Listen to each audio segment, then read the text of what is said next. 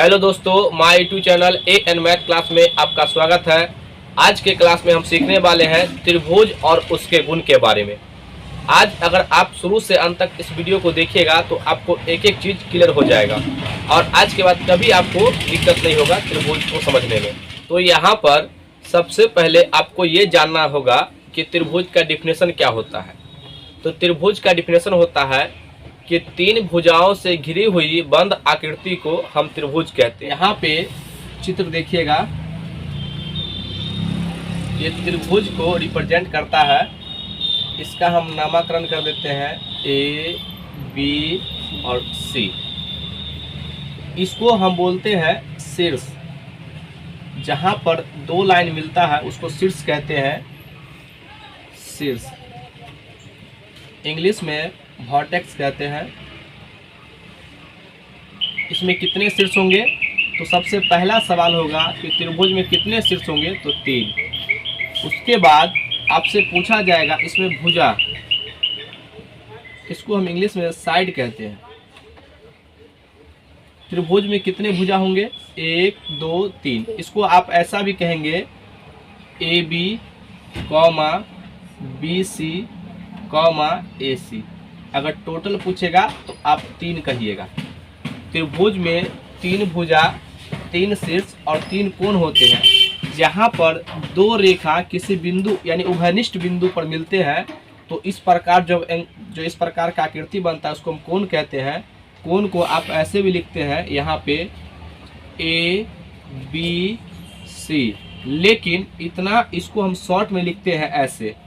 ये बीच वाला जो बी दिखाई दे रहा है ये एंगल को रिप्रेजेंट करेगा, ये बीच वाला, तो इसको हम बी भी लिख सकते हैं। यहाँ पर ये सी को लिखना होगा तो बी सी ए, इसको हम सिर्फ सी ऐसे लिखेंगे और सी ए बी, कोण सी ए बी, तो इसको हम शॉर्ट में ए लिखेंगे। ये बेसिक बात आपको पता होना चाहिए त्रिभुज के बारे में, इतना बात आपको जानकारी होना चाहिए। अब हम त्रिभुज को 2 टाइप में बांटते हैं, एक भुजा के आधार पर और एक कोण के आधार पे। इसको हम मिटाते हैं। तो सबसे पहले भुजा के आधार पे हम बांटते हैं। भुजा के आधार पर बेस्ड ऑन साइड। यहाँ पर भुजा के आधार पे सबसे पहला त्रिभुज जो होता है उसको हम बोलते हैं समबाहु त्रिभुज। समबाहु त्रिभुज, इंग्लिश में इसको हम बोलते हैं इक्विलैटरल ट्रायंगल। दूसरा इसमें यहाँ पर ये जो देख रहे होंगे इसका आकृति इस प्रकार से होता है। इसका नामकरण कर देते हैं ए बी सी। यहाँ पर आपको समबाहु त्रिभुज नाम से ही स्पष्ट हो रहा होगा कि समबाहु का मतलब होता है जिसके सभी भुजा बराबर हो। अगर यहाँ पर ये भुजा x मीटर का होगा तो ये भी x मीटर का होगा और ये भी x मीटर का होगा। जैसे अगर ये 10 मीटर का होगा तो ये भी 10 मीटर का होगा, ये भी 10 मीटर का होगा। इसी को हम बोलते हैं समबाहु त्रिभुज।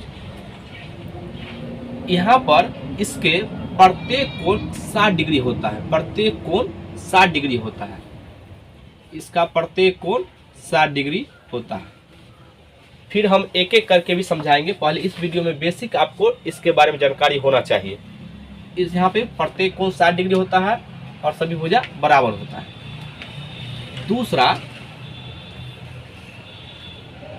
दूसरा यहाँ पे इसका नाम है समद्विबाहु त्रिभुज। समद्विबाहु त्रिभुज,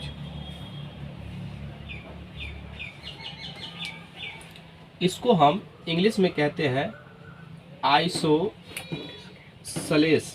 ट्रायंगल। आप देखेंगे तो इसका डिफिनेशन होता है कि वह त्रिभुज जिसकी 2 भुजा बराबर हो, वैसे त्रिभुज को हम कहते हैं समद्विबाहु। और इसमें सभी भुजा बराबर होगा। तो यहाँ पर देखिए इसका आकृति होता है, इसका नामकरण कर देते हैं ए बी सी। अगर कोई भी दो भुजा, अगर कोई भी ये भुजा और ये भुजा बराबर होगा, यहाँ पे ए बी बराबर ए सी, ये भुजा हो गया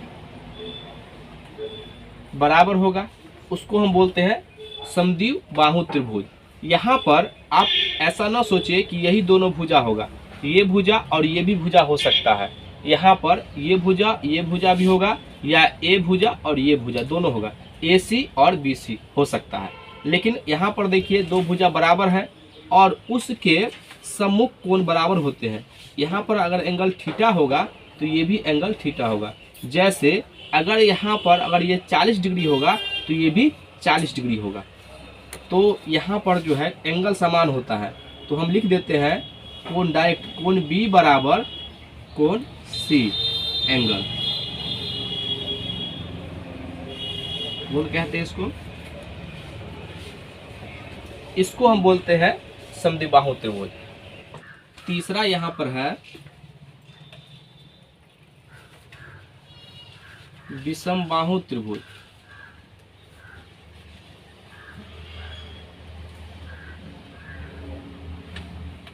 इसको हम इंग्लिश में कहते हैं एस्केलेन ट्रायंगल।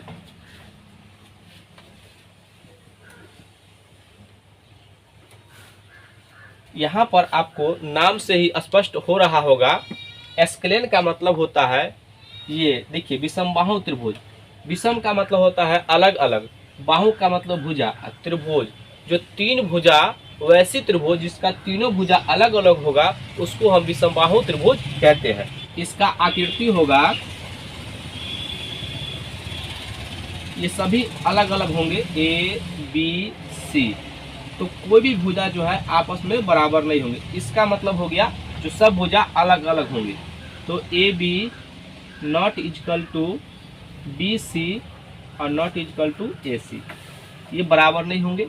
और जब भुजा बराबर नहीं होगा तो कोण भी बराबर नहीं होगा, ये बात आपको पता होना चाहिए।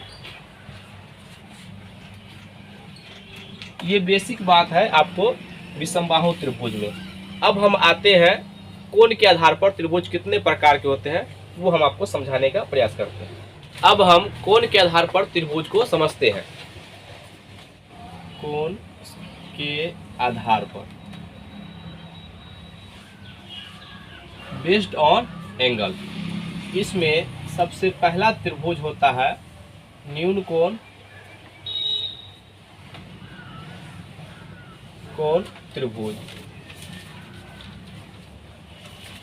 इसको हम इंग्लिश में कहते हैं acute angle triangle.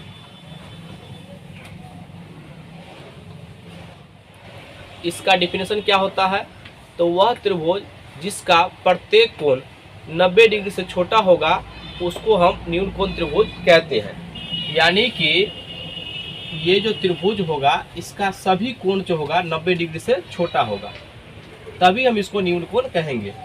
A B और सी, यहाँ पर सभी कोण जो होगा 90 डिग्री से छोटा होगा। यहाँ पे अगर मान लेते थीटा है तो ये थीटा जो होगा 90 डिग्री से छोटा होगा। जो भी एंगल होगा यहाँ पे वह 90 डिग्री से छोटा होगा, उसको हम बोलते हैं न्यून कोण त्रिभुज। दूसरा त्रिभुज है समकोण त्रिभुज। समकोण त्रिभुज, इसको हम इंग्लिश में कहते हैं right angle triangle. Right angle triangle, इसका मतलब होता है कि एक कोण 90 डिग्री होना चाहिए। इसका डिफिनेशन क्या होता है, वह त्रिभुज जिसका एक कोण 90 डिग्री हो उसे हम समकोण त्रिभुज कहते हैं। इसका आकृति इस प्रकार का होता है, आपको ध्यान में आना चाहिए जब समकोण की बात कहे तो। यहाँ पर इसको हम 90 डिग्री कहेंगे, ये 90 डिग्री होता है, इसको आधार, इसको लंब, और ये जो बड़ी भुजा है इसको हम कर्ण कहते हैं। बड़ी भुजा को कर्ण कहते हैं, इंग्लिश में हाइपोटेनस। इसको लंब कहते हैं, परपेंडिकुलर लंब। और इसको आधार कहते हैं, बेस आधार। ये समकोण त्रिभुज में इतना बात आपको पता होना चाहिए। अगर नामकरण करेंगे तो कोण ए बी सी, तो यहाँ पर हम लिखेंगे कोण बी बराबर 90 डिग्री। या आप ऐसे याद कर लीजिए, थीटा बराबर अगर 90 डिग्री होगा तो यह समकोण त्रिभुज होगा। अब हम आते हैं तीसरे त्रिभुज पर। इसको हम बोलते हैं अधिक कोण त्रिभुज। अधिक कोण त्रिभुज।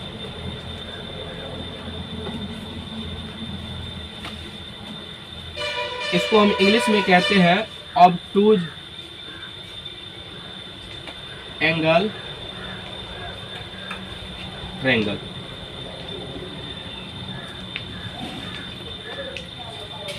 ऑब्टूज एंगल ट्रायंगल, इसका मतलब होता है, इसका डिफिनेशन होता है कि वह त्रिभुज जिसका एक कोण 90 डिग्री से बड़ा होना चाहिए, उसको हम कहते हैं अधिक कोण त्रिभुज।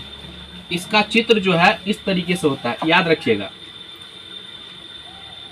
ए बी और सी, यहाँ पर देखिए एक ये जो कोण देख रहे होंगे 90 से बड़ा होगा।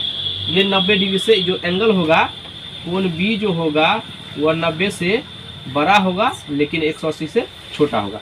बाकी ये दोनों आपस में न्यून कोण होंगे, इसमें न्यून कोण होंगे। आपसे पूछा जाएगा अधिक कोण में, अधिक कोण त्रिभुज में क्या समकोण त्रिभुज बन सकता है? नहीं। इसमें एक ही समकोण त्रिभुज संभव है और इसमें एक भी नहीं। सब यहाँ पे सभी डिग्री क्या होंगे? 90 से छोटा होगा। तो यहाँ तक आपको सब कुछ क्लियर हो गया होगा।